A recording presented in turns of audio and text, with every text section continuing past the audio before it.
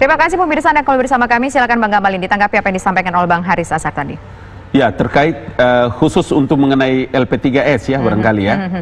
Kalau mengenai LP3S, saya tahu lembaga LP3S, saya alumni LP3S ya, karena itu lembaga adalah lembaga penelitian yang mudah-mudahan tidak berubah visi misinya menjadi partai politik ya, atau masuk dalam ruang-ruang praktis. Kalau umpama LP3S menyebutkan tentang ruang kritik terkait dengan mimbar bebas di UGM, tidak fair dong. Acara di UGM itu dia sendiri panitianya, yang melaksanakan mereka, yang bubarkan mereka. Kemudian getahnya kena ke pemerintah. Lo Anda yang buat kok, yang mereka yang bubarkan ya sendiri. Tapi bagaimana dengan ini kan Abang mengambil juga nih contoh kasus di sana adalah soal diskusi yang dibatalkan sendiri oleh pihak mereka. Tapi begini Bang, kita mendapatkan informasi juga, teman-teman media mendapatkan informasi bahwa terdapat ancaman-ancaman ataupun teror-teror sebelum diskusi itu dilaksanakan. Mungkin itulah yang menjadi salah satu penyebabnya akhirnya mereka takut untuk menyelenggarakan diskusi. Saya dari awal bilang, Nisa, saya itu datang loh di Jogja. Saya datang di Jogja di UGM. Ya. Artinya apa? Saya juga mau bilang bahwa saya datang representasi sebagai kantor staf presiden. Anda punya masalah apa? Kalau hari ini Anda kemudian diteror atau ada orang yang tidak setuju dengan Anda punya mimbar bebas itu, kegiatan kampus itu sejak awal Presiden Joko Widodo memberikan dukungan.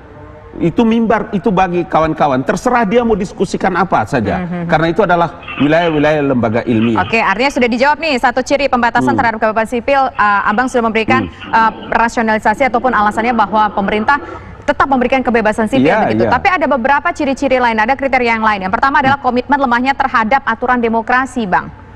Tadi umpama seperti pegawai negeri sipil yang tidak apa istilahnya, yang tidak dalam pemilu kan, tidak netral ya, hak demokrasi yang bisa nanti, dan itu tidak bisa dilakukan langkah-langkah apa-apa ketika umpama dia tidak mendukung apa yang menjadi kebijakan dari langkah-langkah politik. Dia punya hak dalam berdemokrasi. Yang saya tidak habis pikir itu kenapa semua itu getahnya kena kepada pemerintah. Baca dong itu Undang-Undang Dasar 1945 pasal 28 huruf J. Setiap orang yang melakukan kekuasaan atas pembebasan dan pengebukaan pendapat di depan umum dan di mana saja, dia tunduk pada ketentuan undang-undang, bahwa kebebasan itu diatur oleh undang-undang. Baca Undang-Undang Nomor 9 tahun 1989. Oke, baik. Gitu. Sekarang coba kita dengar suara dari Bang Haris. Bang Haris, kenapa sedikit-sedikit kalau masalah tidak bisa menyampaikan apresiasi dengan seperti yang diharapkan, tampaknya pemerintah lagi nih yang kena getah? Menurut dari Bang Ngabalin, tampaknya pemerintah lagi yang disalahkan. Begini ya, soal UGM, Saudara Ngabalin mesti buktikan tanggal berapa, hari apa, jam berapa, ketemu siapa di UGM menyampaikan soal pembubaran aksi itu, pembubaran diskusi. Jadi jangan cuma mengklaim aja. Saya tahu betul karena saya komunikasi dengan panitia, dengan siapa saja yang datang, saya tahu. Yang kedua, saya mau bilang bahwa itu bukan mereka yang membubarkan diri, panitianya, akunnya diambil. Justru kalau Saudara Ali Mokhtar Ngabalin mengklaim bahwa mereka membubarkan, berarti Saudara Ali Mokhtar Ngabalin mengakui ada pengambil alihan akun dari panitia. Jadi makin confirm di sini bahwa itu dibubarkan oleh negara. Karena ada pejabat negara seperti Ali Mokhtar Ngabalin menggunakan legitimasi akun tersebut ketika akun tersebut diambil. Dan keluarganya, keluarga panitia itu diteror. Hadir, datang, jelas. Jadi memang negara yang harus bertanggung jawab terhadap pembubaran di acara di UGM. Itu data yang ditemukan Bang Haris di lapangan begitu ya. Silakan Bang Ngabalin. Iya, logikanya nggak masuk, Riz. Bagaimana bisa dia buat diskusinya di kampus, kelompok universitas begitu, UGM, ada panitianya, kemudian seniornya atau sahabatnya, kemudian kan di dalam juga kan berbeda pandangan tuh.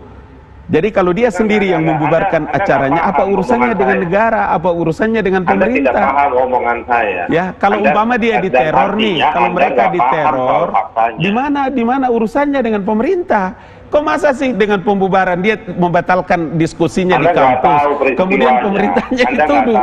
Kan ini tidak rasional, tidak ada logikanya, tidak nyambung gitu, Riz. Anda nggak tahu faktanya. Anda punya fakta sendiri yang nggak tahu sumbernya dari mana. Itu ketidaktahuan Anda, tapi Anda bukan, bicara bahwa dengar baik-baik. Acara itu kan dibuat oleh mahasiswa. Bang Ngabalin, kita dengar dulu dari Bang Haris. Supaya Haris mengerti. Riz, acaranya kan dibuat oleh mahasiswa Fakultas Hukum. Kemudian karena ada yang protes secara internal, dia membubarkan diri atas kesadarannya. Terus di mana urusannya dengan pemerintah? Oke, itu hasil cross check dari Bang Ngabalin. Di mana urusannya dengan negara, coba? Oke, silakan Bang Haris. Kita dengar Bang Haris. Kita sudah dengar dari Bang Ngabalin. Silakan Bang Haris. Saya pengen tahu dia versinya siapa, ketemu cerita bahwa bukan versi-versian. Ya, di publik seperti yang dipahami, kita baca publik juga mana? Di FIFA, disiarkan juga oleh TV One, seperti itu. Masa sih ada kucing ketabrak kereta api, pemerintah lagi yang salah, Riz? Diksi apa lagi? Ya, terus logika apa dipakai? Ya, memang. Karena negara nggak bisa jagain kucing. Jangan karena kebencianmu kepada suatu kaum, kau berlaku tidak adil, Riz. Itu ketentuan hukum itu, Pak. Anda ngomong apa? Kita kembali ke substansi. Oke, silakan. Saya mau jelasin. Bang Haris. Faktanya, panitia itu mengorganisir menggunakan WhatsApp. Ya. Jadi semua yang mau ikut diskusi, komunikasi kepada satu nomor WhatsApp-nya panitia. Nomor WhatsApp tersebut dicuri. Secara teknologi dicuri, lalu anggotanya diminta untuk membubarkan diri. Nah, jadi waktu dicuri, artinya nomor tersebut tidak dalam penguasaan si personnya. Jadi ada nomor, ada person. Bang Ngabalin tahu nggak ada nomornya dicuri buat nomor ya nggak tahu ada nomor dicuri. Ini yang saya bilang ini yang saya bilang, Riz. Sekarang kalau dia mengkoordinasi panitia itu kan berkoordinasi lewat grup WhatsApp. Ya. Kalaulah nomor WhatsApp itu kemudian digandakan, dicurilah sebut istilahnya, Haris. Kemudian mereka di dalam sendiri dalam situasi yang tidak tenang, kacau dengan judul yang ada, kemudian seniornya ikut terlibat. Bagaimana mungkin presiden atau pemerintah lagi yang disalahkan dengan peristiwa itu? Itu yang saya bilang, logikanya dipakai apa? Pakai logika apa dalam menjelaskan masalah itu, Riz? Yang bisa mencuri siapa? Siapa yang mencuri? Orang dari istana? Atau ada menteri yang datang mencuri? Atau kami datang mencuri? Kenapa pemerintah yang kau tuduh? Aja surveinya LP3S itu terbukti malam ini.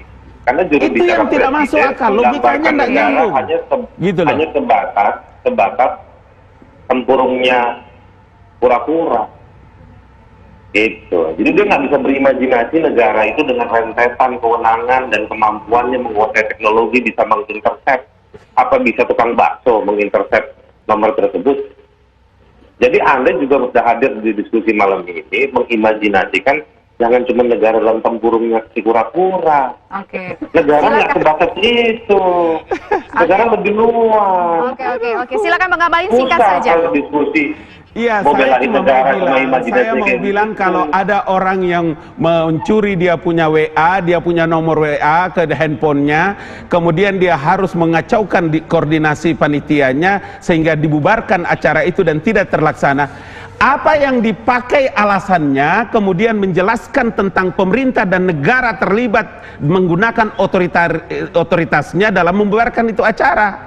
Okay. Itu yang kalau publik mendengar tidak saja sesat tetapi menyesatkan karena logikanya Haris tidak masuk dalam menjelaskan masalah ini. Oke, baik. Gitu loh. Kita sudah mendengar bagaimana statement pandangan dari Bang Ngabalin dan juga Bang Haris Azhar dalam diskusi kita malam hari ini. Kita tidak memiliki kesimpulan apapun pemirsa, biarkanlah masyarakat Indonesia yang menilai. Saya Tisa Noveni, terima kasih atas kebersamaan Anda dan sampai jumpa. Terima kasih Tisa, terima kasih sahabatku Hari Azhari.